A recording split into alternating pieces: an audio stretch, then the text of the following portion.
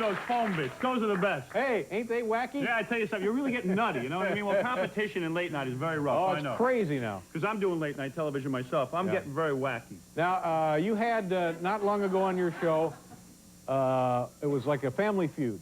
Dave, let me tell you, the ratings have been unbelievable. You know, we don't have much of a budget on my show. This is some show. I don't know what the budget is, but you see how the lighting is perfect, everything's perfect. On my show, it's like I'm like a French fry. The sun hit me in the face. It's just the lighting is all off. Everything is awkward. And yet, through all of this adversity, all the ratings go right through the roof. Because I know what the people want. Right. Now, this is the family feud thing I'm talking about. You watch the show, right? Yeah. You like it, don't you? Yes, yes. This show, the Letterman show, is so organized. I brought my producer with me. I said, come watch how this show is produced. Right. It's organized. Your people know what they're doing. If I could get a show, if I could only be on this channel, I would be so happy on this network. Really? I would be thrilled. If they would buy my show, if someone would buy my show and put it on a real channel, I'd have a real show. Yeah.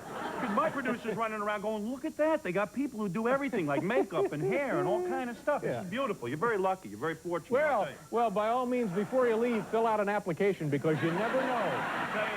You just never know. There's an air of excitement. You have professionals working for you. It's unbelievable. Your executive producer comes in. Yeah. Morty. Yeah. Morty. Morty's here. And what a playboy, huh? What a playboy. I can't speak for Morty on that Everyone we regard. pass, Morty says to me, don't bring up Terry Garr. Please. Morty, that's your girlfriend?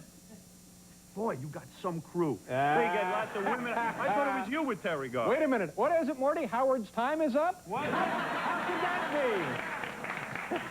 No, he explained to me they're just good friends. Yes. Let's get back to the family feud segment. Well, let me tell you what I did, Dave. Realizing that I had no, I really had no production values. I had nothing redeeming to put on. I decided to go for the sleaziest television I could, within, of course, the boundaries of the FCC. Right. And I know all of those boundaries, as you know.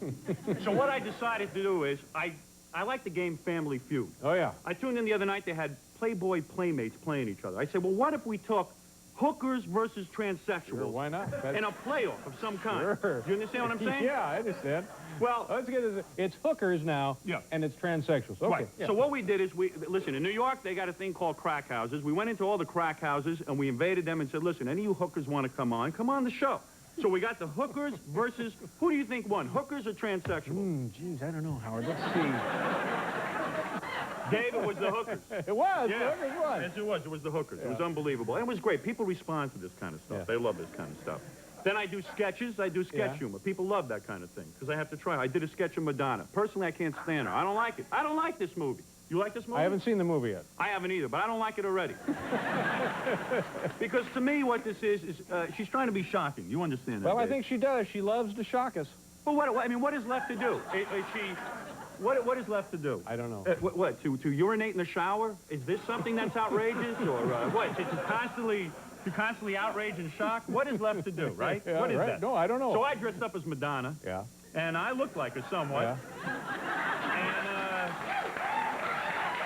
And do we have pictures of this? I wish I had brought some pictures. You would have loved this because I go, hi, this is Madonna.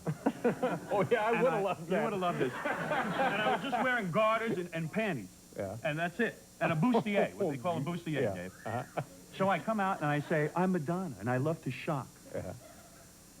And what I'm going to do is pick a big booger out of my nose. And Dave, I got to...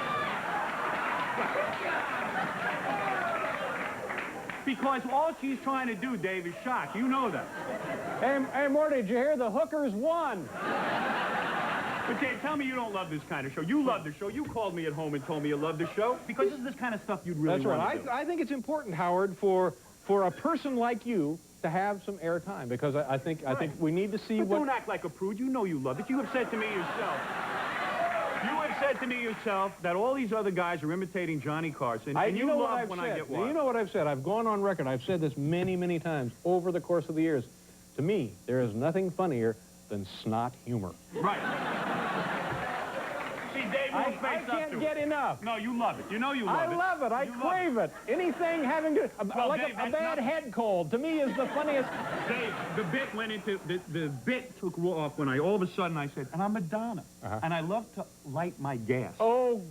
Dave, I think I'm the first guy on television to do this. Did you see it? Wasn't it beautiful? Let's, like that. Oh, no.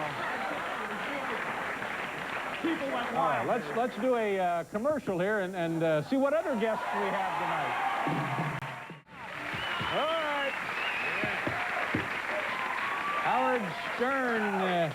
Everybody, I say this to you all the time. People say, when are you going to have that Howard Stearns on the show? And I say, well, it's singular. It's one Stern. A lot of people don't get my name straight, Dave. It's very, very upsetting. As much of a star as I am, a lot of people still don't get the name straight. What about Teddy Kennedy? I know that you spent some time discussing that on your radio program. Any Program? Insights there? Well, I did a song. I like to do the song parodies. All DJs do song parodies. You got to do those song parodies. There are certain things disc jockeys do. They like to count backwards when they do the top 10. Yeah. And they like to do song parodies. Well, you know that I did Raping in the Night. Raping in the Night. And it was some song parody. And me personally, I don't like what's going on. I don't like these shenanigans. I don't understand it. But I'm studying the Kennedys now. I've been, I'm a student. I'm a scholar.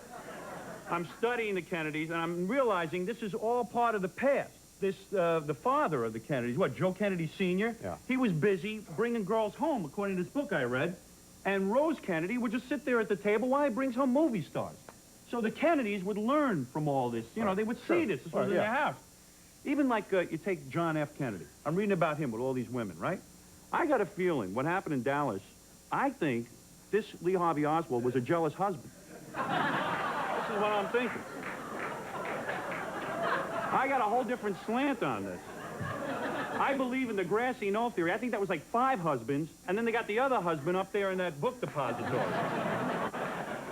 Convene the Warren Commission again, Howard, and maybe take this evidence before them. Such womanizing going on. And then there's Kennedy running around in his underpants and a man-tailored shirt. What kind of thing is that? Yeah. If I had that kind of money, I'd have a few women, okay? I'm not saying no. I would have women, Dave.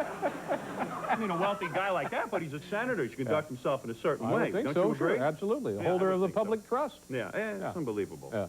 You're gonna show my... I'm sorry. I thought we're done there with the Kennedys. Yeah.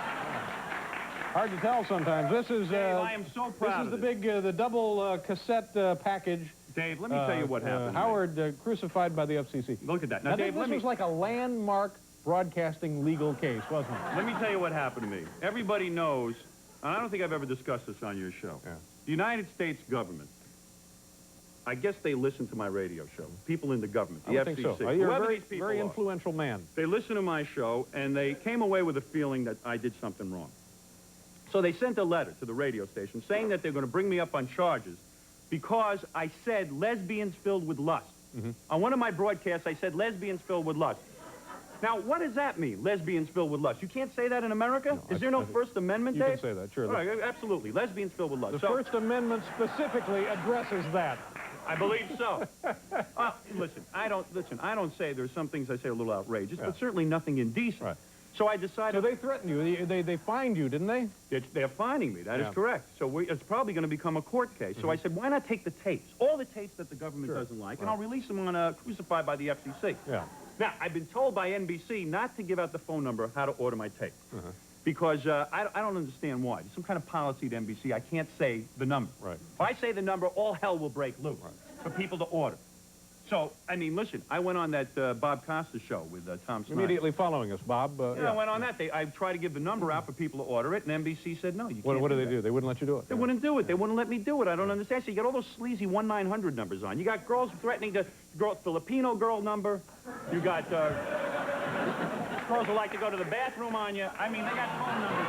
1-900 phone numbers all over the place. But me, I give out a 1-800 number. It's enterprise, Dave. It's free enterprise. Right. You know it as well. Oh, exactly. Yeah. So restraint of trade. You got a lawsuit right there. Yeah, exactly. Yeah. So, listen, I don't know. This is why I couldn't take working with NBC. Too many rules and regulations. Right. You know how to play the game. I don't. Oh, that's right. Yeah. Yeah, I'm a complete wimp. That's the only reason I got this job. Howard, as always, it's a pleasure to have you here. Nice to see you. There's a lot of pressure. I think you did pretty well. I think this was better. It's rated on a scale of 1 to 10. I think this is fine. It's good, right? Yeah. It's good enough to have you come back later. So I will be back. Yeah, you'll come back. Nice to see you. William Morley's in trouble with me yesterday. Howard Stern.